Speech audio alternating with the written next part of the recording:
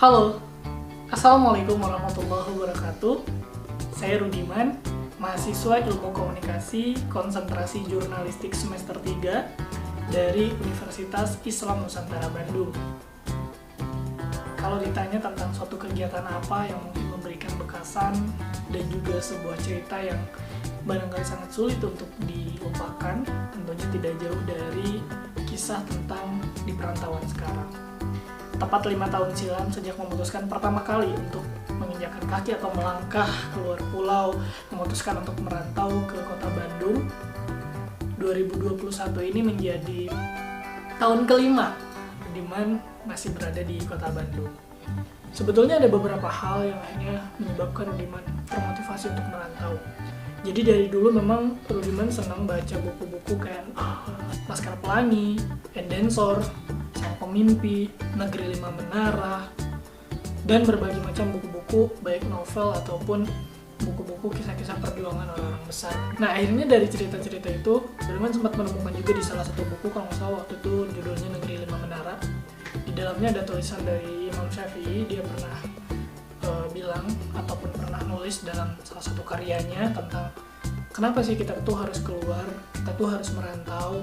Ini juga menjadi satu motivasi terbesar Rudiman ketika waktu itu akhirnya memutuskan untuk merantau. Bunyi kata-katanya gini, orang besar dan hebat itu nggak diam di kampung halaman, pergi dan merantaulah ke negeri orang.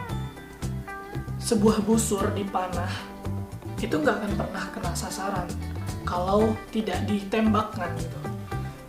Selain itu juga seekor singa, seekor harimau, dia nggak akan pernah dapat mangsanya kalau nggak berani keluar dari kandang, nggak mau berburu, nggak mau kemudian mencari mangsanya. Biji emas itu juga nggak ada ubahnya sebagaimana tanah biasa kalau nggak digali dari tambang. Air jika hanya menggenang, nggak mengalir, itu akan menjadi sumber penyakit, menjadi tempat berkembang biaknya jentik-jentik dan juga menimbulkan bau-bau yang tidak sedap. Nah, berangkat dari beberapa petuah atau kata-kata itu tadi, Rudiman sempat mikir bahwa setiap orang itu kan punya potensi. Dan itu artinya juga termasuk di dalam diri saya itu sebenarnya punya potensi-potensi yang sebetulnya mungkin masih terpendam, kita nggak tahu gitu ya, tentang ada titik-titik blind spot kita yang justru ini akan teraktuskan ketika kita memutuskan untuk keluar dari zona nyaman kita. Nah, di perantauan sekarang, cara targetan tuh awalnya ketika merantau, saya harus bisa nih ngubah diri sendiri pada khususnya dan mengubah desa dan juga daerah ke depannya. Dan bahkan punya keinginan untuk mengubah dunia. Namun jauh sebelum ke sana, justru di perantauan sekarang lah yang banyak mengubah diri saya menjadi seperti yang sekarang.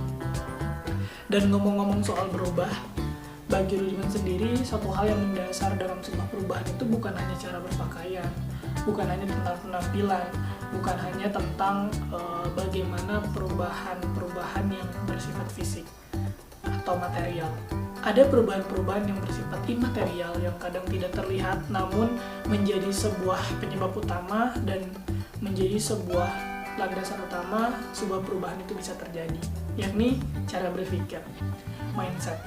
Cara berpikir ini bagi Rudiman merupakan suatu hal yang krusial.